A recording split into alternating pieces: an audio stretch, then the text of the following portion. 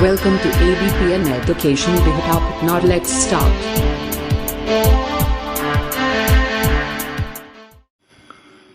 Hi student, आप सभी का ABPN एजुकेशन चैनल पर स्वागत। मैं अजीत सर आप लोगों के लिए साइंस सीरीज लेकर आया हूँ। क्लासेस का साइंस हम लोग चैप्टर वाइज एक का करके डिटेल से कॉन्सेप्ट से अध्ययन करेंगे। तो आइए हम लोग देखते हैं साइंस, विज्ञान क्या होता है। विज्ञान का मतलब यह दो शब्दों से मिलकर बना हुआ है, वी प्लस ज्ञान। वी का मतलब होता है विशेष, वी का मतलब होता है विशेष और ज्ञान का मतलब होता है जानकारी। ज्ञान का मतलब जानकारी, यह खुद ही एक डेफिनेशन है। कैसे? तो किसी वस्तु से अगर विशेष हमें जानकारी प्राप्त करना हो तो वह विषय साइंस कहलाती है, वह विषय विज्ञान कहलाती है। किसी विषय वस्तु से अगर विशेष हमें ज्ञान प्राप्त करना हो, विशेष उससे जानकारी लेना हो तो वह विषय साइंस है, वह विषय विज्ञान है। विज्ञान हमारे लिए बहुत ही महत्वपूर्ण है। हम लोग अपने आँखों से चारों तरफ अगर नज़र दौड़ाते हैं तो एक एक चीज़, एक एक वस्तु साइंस से जुड़े हुए प्रतीत होता है। अगर हम लोग एग्जाम्पल के रूप में साइंस के कोई चीज़ों को लेते हैं, जैसे वाटर, पानी को लेते हैं, तो पानी को हम लोग जानते हैं कि उसका 3 रूप होता है। कभी वह बर्फ के रूप में होता है, कभी वह जल के रूप में होता है, लिक्विड के रूप में होता है, और कभी जो है वह गैस के रूप में होता है, वेपर के रूप में होता है। तो जानते तो हैं हम लोग कि 3 रूप होता है उसका, लेकिन कैसे होता है इसकी जानकारी हमें विज्ञान देती है। कैसे? तो वह हमें बताती है कि पानी को अगर 0 डिग्री सेल्सियस से नीचे लेकर आते हैं तो बर्फ के रूप में चेंज हो जाता है। अगर 100 डिग्री सेल्सियस से एबव लेकर जाते हैं तो वह वेपराइज होना शुरू हो जाता है, वाष्पीकरण होना शुरू हो जाता है, यानी गैस के रूप में चेंज हो जाता है। और अगर 0 से 100 के बीच अगर वह रहता है तो वह लिक्विड के रूप में रहता है, और 0 से नीचे रहता है, 0 से कम उसका टेम्परेचर रहता है, -1, -2, -10, -15, इस तरह से उसका टेम्परेचर रहता है, तो वह सॉलिड के रूप में होता है। तो इसके 3 रूप हुए, लेकिन जानकारी कौन दिया? तो हमें जानकारी दिया साइंस, विज्ञान। अगर हम इसी के बारे में और अगर जानकारी चाहें तो जैसे जल चक्र के बारे में हम लोग जब साइंस पढ़ते हैं तब समझते हैं, नहीं तो पहले से पता चलता है कि बस वर्षा होता है, वह वर्षा का पानी समुद्र में चला जाता है। कहाँ से वर्षा होता है, कैसे वर्षा होता है, हमें नहीं मालूम था। हम लोग सोचते थे कि अब भगवान की देन है, प्रकृति की देन है, हम लोग उसके बारे में जानकारी नहीं थी। तो जब हम लोग साइंस पढ़ें, उसके बारे में जानें, उसे विषय वस्तु को समझें, तो देख रहे हैं कि उसका वेपराइज होता है, वेपर के रूप में ऊपर जाता है, फिर वह जो है संघनन होकर वर्षा के रूप में नीचे आता है। तो यह प्रक्रिया सतत चलते रहती है, या जल चक्र के रूप में। तो पानी की मौजूदगी पृथ्वी पर हमेशा बनी रहती है। दूसरे एग्जाम्पल अगर हम लेना चाहें तो जैसे हम दौड़ते हैं या चलते हैं, तो अगर वह दूरी कितना समय में हम तय किए, कितनी चाल से गए, अगर दौड़ के जाते हैं तो जल्दी पहुंचते हैं, धीरे धीरे चलते हैं तो लेट के पहुंचते हैं, कुछ देर हो जाती है। हम उसको फार्मूला से आसानी से निकाल सकते हैं कि अगर इस स्पीड से जाएंगे वहां तो कितना समय लगेगा, या इतने समय में अगर हमको दूरी तय करना है, निश्चित दूरी तय करना है, तो हमें कितनी चाल से जाना पड़ेगा। तो साइंस हमारे लिए बहुत ही महत्वपूर्ण है। हमें जानना और समझना एक तरह का अंधविश्वासों और गलतफहमियों से हमें बचाता है, हमें वास्तविक ज्ञान दिलाता है, यानी अंधकार से प्रकाश में लेकर आता है। तो चलिए अब हम लोग इस विषय पर आते हैं। इसको हम लोग मुख्य रूप से 2 भाग में बांटते हैं।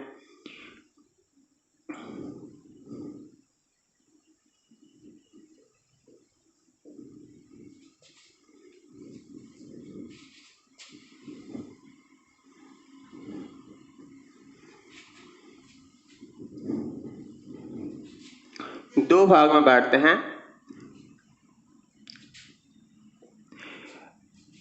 एक को बोलते हैं भौतिक विज्ञान, इसको इंग्लिश में फिजिकल साइंस कहा जाता है। दूसरा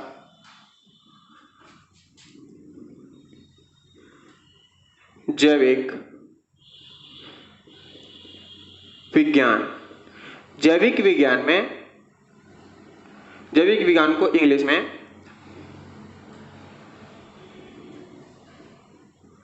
बायोलॉजिकल साइंस कहते हैं। हाँ, ये पूरे विषय को, पूरे वस्तु को, संसार के सारे के वस्तु को दो भाग में विभाजित करती है। कैसे? तो भौतिक विज्ञान में हम लोग निर्जीव वस्तुओं का अध्ययन करते हैं। किसका अध्ययन करते हैं? तो इसमें हम लोग निर्जीव वस्तुओं का अध्ययन करते हैं।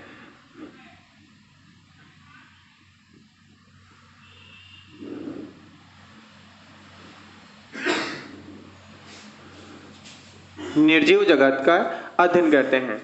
और जैविक विज्ञान में सजीव जगत का अध्ययन करते हैं। सजीव जगत का अध्ययन करते हैं। भौतिक विज्ञान में निर्जीव जगत का अध्ययन करते हैं और जैविक विज्ञान में सजीव जगत का अध्ययन करते हैं।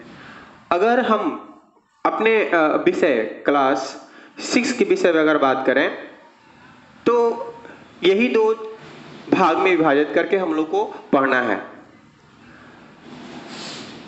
आगे क्लास, स्टैंडर्ड क्लास में हम लोग इसके भी पार्ट्स बाय पार्ट्स पढ़ते हैं, लेकिन क्लास 6 में ये दोनों को सम्मिलित रूप पढ़ा जाता है। जब स्टैंडर्ड क्लास जैसे 9, 10 में जाते हैं, 8 में जाते हैं, तो वहाँ और भी पार्ट्स में डिवाइड हो जाता है, अलग अलग हमें इसे पढ़ना होता है। तो हम लोग को समझना जरूरी है कि कौन कौन से भाग में आगे चल के हमको पढ़ना है। तो भौतिक विज्ञान को हम लोग दो भाग में बांटते हैं। पहला नंबर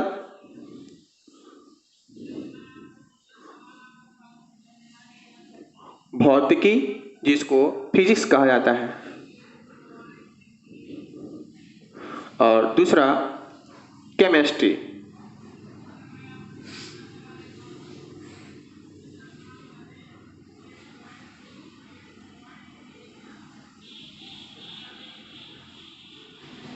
केमिस्ट्री, भौतिकी जिसे फिजिक्स कहा जाता है और रसायन को केमिस्ट्री कहा जाता है।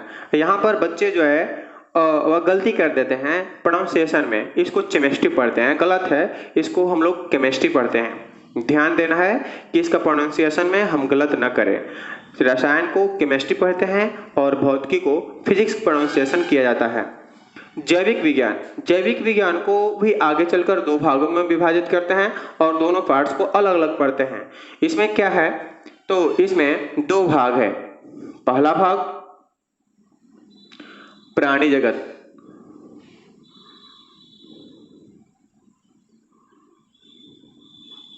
या प्राणी विज्ञान,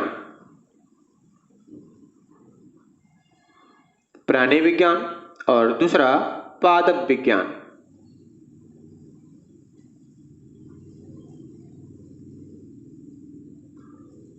पादप विज्ञान। प्राणी विज्ञान को इंग्लिश में हम लोग क्या कहते हैं? तो इसको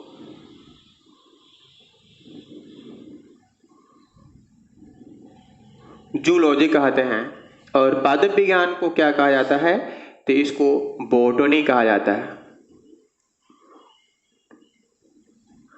बॉटनी कहा जाता है। पादप विज्ञान का मतलब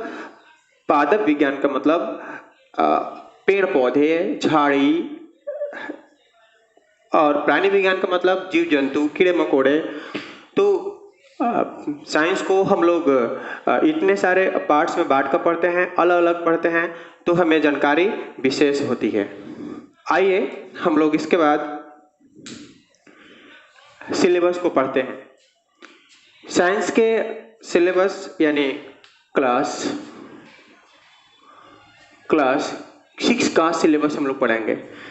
फर्स्ट ऑफ ऑल क्लास 6 का सिलेबस पढ़ेंगे और उसके बाद हम लोग आगे क्लास का भी चैप्टर पढ़ेंगे, आगे क्लास का भी सिलेबस पढ़ेंगे। तो देखिए हमारे सिलेबस में, साइंस के सिलेबस में क्या क्या चीज़ें हैं उसको हम लोग डिटेल से देखेंगे। हम लोग सिलेबस को एक एक करके समझते हैं। इसमें टोटल 16 चैप्टर हम लोग को पढ़ना है और प्रत्येक चैप्टर जो है हमारे लिए बहुत ही महत्वपूर्ण है। तो पहले ये समझते हैं कि क्या क्या पढ़ना है इसमें और किस तरह से हम लोग पढ़ेंगे। भोजन यह कहाँ से आता है? फर्स्ट जो चैप्टर है हमारा, भोजन यह कहाँ से आता है, food where does it come from. इसमें क्या पढ़ना है? तो भोजन जो हम लोग लेते हैं वो किस किस तरह से प्रोसेस होते हुए हमारे थाली तक पहुंचता है।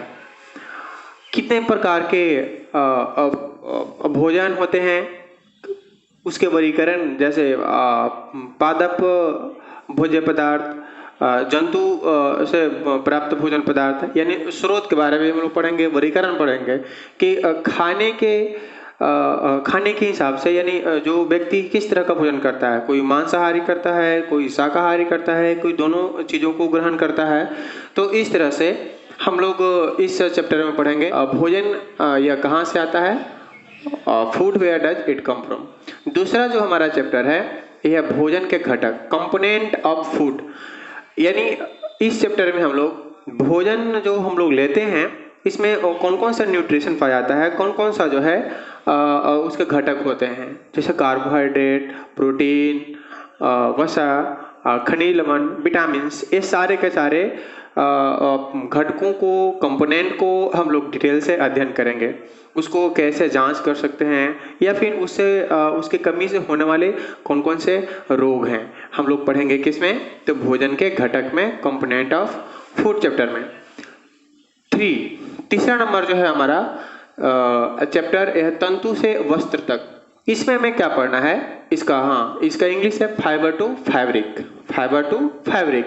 इसमें क्या पढ़ना है, तो हम लोग जो वस्त्र धारण करते हैं या फिर हम लोग जो भी कपड़े के वस्तुओं को इस्तेमाल करते हैं, बिछाने के लिए हो, पर्दे के लिए हो या फिर पहनने के लिए हो, तो वह कहाँ से आता है, किस तरह से वह बनता है।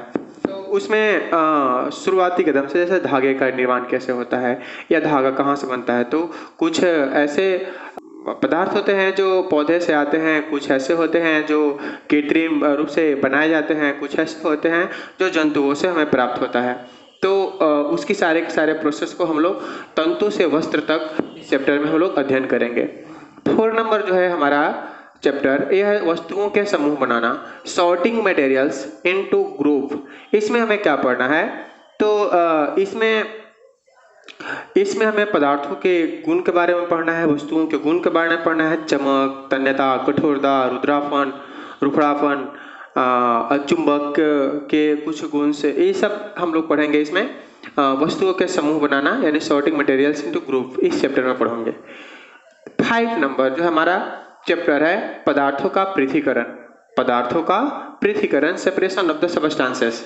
इसमें हमें क्या पढ़ना है, तो जैसे मिक्सचर से हम लोग कैसे उसके इंग्रेडिएंट्स को अलग अलग करते हैं, उसके अवयवों को अलग अलग करते हैं, हम लोग उस चैप्टर में यानी पदार्थों के पृथक्करण में यही हमें पढ़ना है। जैसे हस्तचयन विधि द्वारा अलग करते हैं, थ्रेसिंग विधि द्वारा अलग करते हैं, निस्संदन विधि द्वारा अलग करते हैं, वाष्पीकरण द्वारा भी अलग करते हैं। तो इस तरह के जितने सारे उसमें अवयव हैं जो अलग करने की उसमें विधि हैं, वो हमें डिटेल से पढ़ना है हमें। 5 नंबर चैप्टर में पदार्थों का पृथक्करण, separation of the substances chapter में।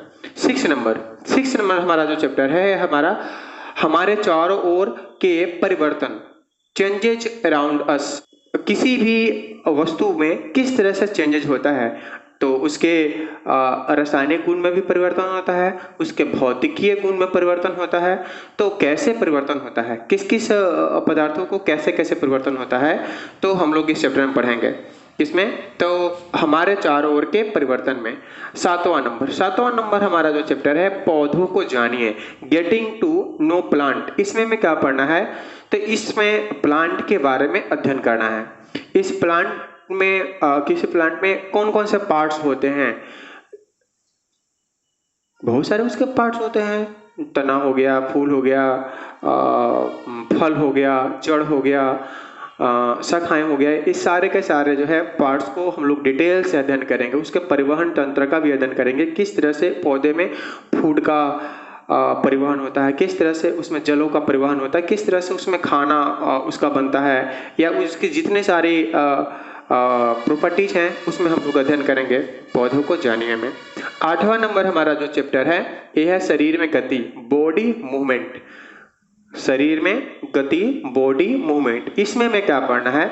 तो हमारे शरीर के जितने सारे हमारे शरीर का पार्ट्स हैं उसमें मूवमेंट कैसे आता है, वह कैसे गति करता है, किस किस तरह से उसमें गतियां आती हैं, उसके बारे में पढ़ना है। यानी डिटेल से ही पढ़ना है कि कौन कौन से ऐसे जोड़ होते हैं, हड्डी होते हैं, या कहाँ कहाँ पर कितने कितने प्रकार की हड्डियां पाई जाती है। और 9 नंबर में हमारा जो है सजीव विशेषताएं एवं आवास, the living organism and there surroundings. क्या है? The living organism and there surroundings. इसमें में क्या पढ़ना है? तो सजीवों के बारे में अध्ययन करना है, उसकी विशेषताएं के बारे में अध्ययन करना है। उसमें विशेषताएं क्या क्या चीजें हैं, या फिर हाँ उस सजीव का हैबिटेट के बारे में, मतलब कहाँ पर वह किस तरह से रहता है, किसके लिए अनुकूल है, किस तरह का वह आवास में रह सकता है, या किस तरह के इन्वायरमेंट में रह सकता है, उनका घर जो होता है वह किस किस प्रकार का होता है, कैसे कैसे होता है। हर एक प्रकार के सजीवों को, जीव जंतुओं के आवासों को हम लोग इसमें अध्ययन करेंगे बहुत ही अच्छी तरह से। किस चैप्टर में? तो चैप्टर 9 में सजीव विशेषताएं एवं आवास, the living organism and there surroundings. अब आते हैं हम लोग नेक्स्ट 10 नंबर चैप्टर में। 10 नंबर चैप्टर में क्या पढ़ना है? तो गति एवं दूरियों के मापन के बारे में पढ़ना है। Motion and measurement of distance, यानी डिस्टेंस को कैसे मेजरमेंट करते हैं, किस किस तरह का प्रणालियों को उसमें इस्तेमाल की जाती है। और मोशन के बारे में भी हम लोग ऐसे तो अगर आगे क्लास में जाए 9th क्लास में, तो उसके बारे में बहुत ही डिटेल से पढ़ना है। पूरे जितने सारे उसके न्यूटन्स लॉ होते हैं उसके बारे में पढ़ना है, लेकिन फिर भी इस चैप्टर में भी थोड़ा बहुत उसकी झलक लेंगे।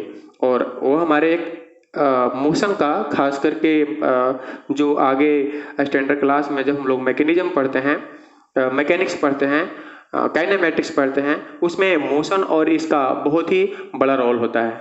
तो हमें 10th चैप्टर में यह पढ़ना है। प्रकाश, छायाएं एवं परिवर्तन।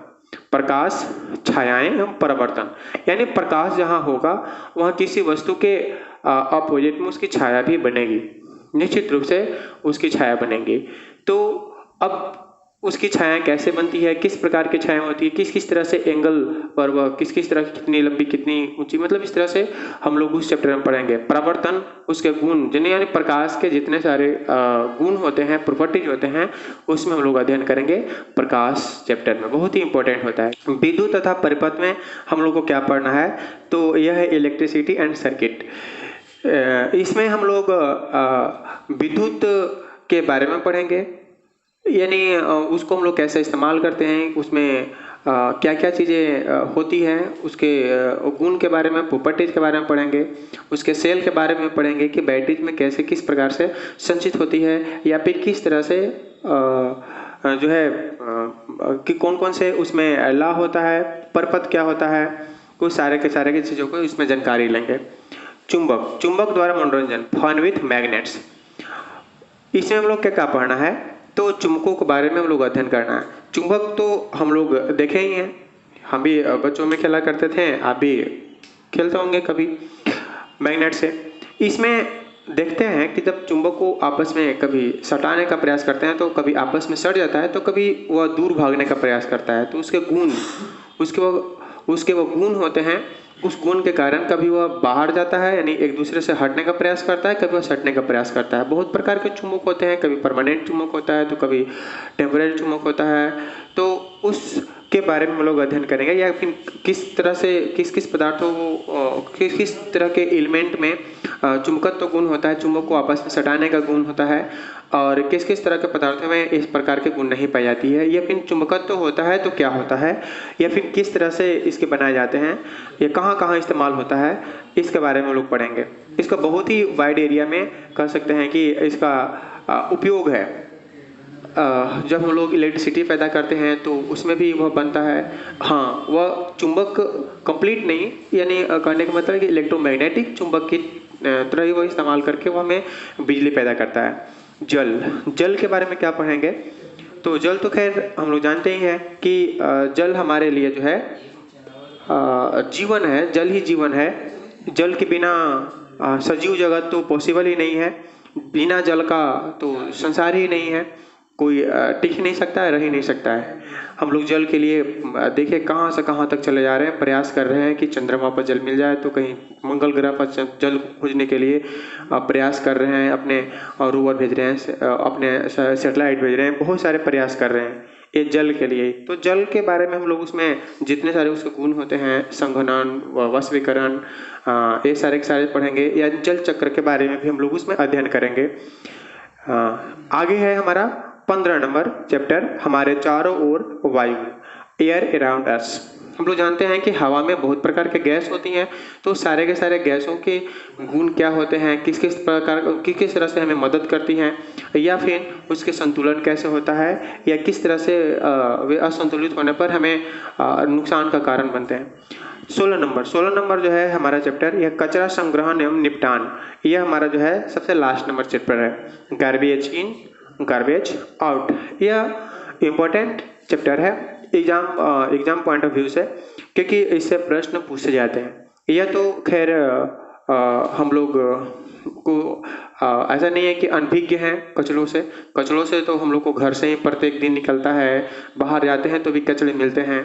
अब तो हमारे प्रधानमंत्री मोदी इसके लिए बहुत ही अच्छे प्रयास किए, भारत को स्वच्छ करने के लिए भारत स्वच्छता अभियान चलाएं, और महात्मा गांधी को सपने को पूरा करने का वो प्रयास कर रहे हैं। और हम लोग भी जागरूक होकर यह प्रयास करते हैं कि आसपास, घर के अंदर से आसपास सभी जगह जो है स्वच्छता रहे, और जन जागरूकता भी फैलाने का प्रयास करते हैं। तो किस तरह से इसमें पढ़ेंगे, तो उसका संग्रहण कैसे किया जाए, उसका निपटारण कैसे किया जाए, किस प्रकार के कचरे होते हैं तो उसका रिसाइकलिंग कैसे किया जाए, या फिर उसका अपने लिए सदुपयोग कैसे किया जाए। तो हमारा लास्ट चैप्टर था 16 नंबर चैप्टर, ये इसके बारे में भी हम लोग समझ लिए। ये सारे के सारे चैप्टर को बहुत ही डिटेल्स ढंग से और बहुत ही आसानी से हम लोग इसको समझेंगे, और एक एक करके जो है हम लोग इसको नेक्स्ट वीडियो में हम लोग पढ़ेंगे।